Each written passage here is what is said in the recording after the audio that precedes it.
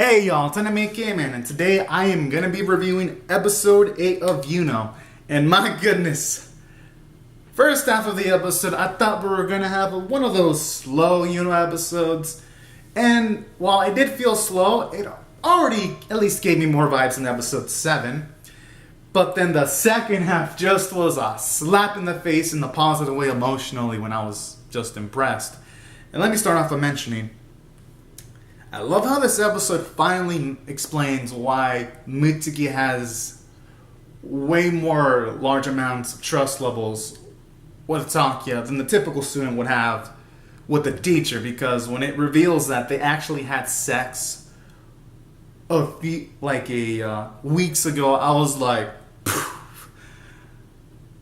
like, whoa.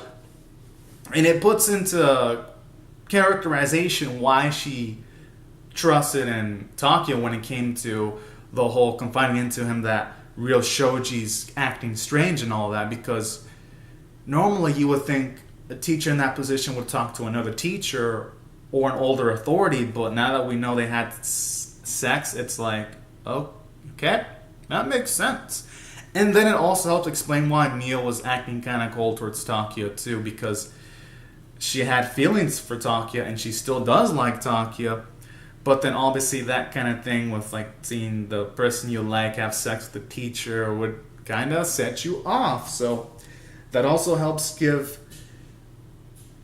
character justifications as to why Mio acted the way she did in the first 3 episodes. So props to the writing staff. They're fleshing out these characters much, much more than I expected, and doing it in a small amount of time, because they've done a great job fleshing out Ayumi. They fleshed out Kaori decently. And now they're fleshing out Mitsuki and they're fleshing out Mio pretty well. Not just making them characters in the background just to be there, but they have a history with Takia and all that kind of jazz. And that's what really makes this anime come to life for me, the characters. And that's why I thought it did phenomenal from a character standpoint. Because aside from that, we see more of Mio's sweet side, how she's able to trust Takia with things like her father is doing something corrupt and all that kind of jazz. So even during this episode, we're getting to see Mio character development, because she's becoming a person that can trust in other people more. It was like subtle, but it was there. And then, aside from that character development from Mio that we got, I was surprised we even got to see sort of like a mean streak from Mitsuki, because when Mio and Takia were talking about Mio's father kind of being corrupt, then you have the bombshell of Mitsuki showing up, and then she just snitches out saying shit like Mio was the one that told the teacher, which is Mitsuki, to like break up with Takia after she saw those two have sex. So I was like, oh my, didn't think Mitsuki would have that kind of bite. But you know what? Kind of makes the character more dynamic, actually. So, gotta give credit to that, because sometimes humans emotionally are gonna react that way. Instead of taking the calm, rational approach, they're just gonna react recklessly with like emotional fury. So I kind of like that. Makes the characters in the show feel natural. And then with Takia, well, I always gave him the man card, but holy shit. Damn, man, this man can. I'm just gonna stop it at there. Let's just say Takia.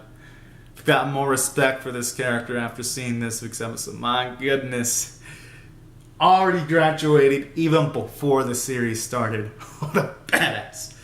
That's all I gotta say on that. And simultaneously, we get to see more of Takia's sweet side too, like when he's fixing up Mio's ankle and all that, and bandaging it up, and then when he's giving Mio some jokes to like at least try to comfort her, like doing some perverted jokes, and then he's quickly retracts it saying, I'm kidding. It shows you Takia's emotional maturity. Whenever a person's in distress, he'll try his best to calm the situation down by making some jokes to make the situation a bit more lighter, and that's pretty cool. We get to see Takia, even though at times he tries to make it seem like he only thinks with his dick, he kind of does think with his brain, and that's what makes him a nice main character too. So that's what I thought from a character standpoint. It did phenomenal. And from a story standpoint, it did great.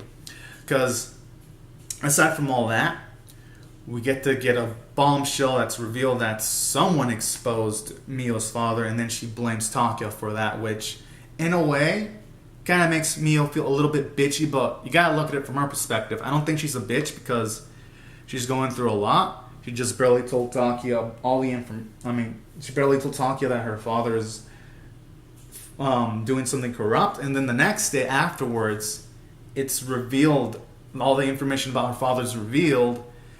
So naturally, it'd be natural for Mio to actually think something like that because it just comes out naturally, which I'm assuming it's going to be Kaori is the one that's revealed that her father's corrupt, because I showed her taking pictures a few moments ago, and then she was probably an opportunist thinking, oh shit, I could probably do this, and fucking that boy could take the blame. So I like that too. That's what I thought from a story standpoint. The episode fit in well, and the second half was really well paced. Animation was the only weak element, but it wasn't super bad. It was just a bit below average. Art was nice though, especially the art shots near the end, and that's why I'm going to rate this episode 7 out of 10. I just thought from a stories and script standpoint, it just hit off well, and that's why I thought this episode was pretty darn good. So anyways, everyone, these are my thoughts on episode 8. Comment down your thoughts in the comments section below. Rate the video, subscribe, and I'll see you guys later. Subscribe for more. Thank you all so much for watching, everyone. Bye-bye. Oh, and just a quick note. Yeah, Mio and Yuki doesn't seem like it's going to happen. Alright, thank you all so much for watching, everyone. Bye-bye.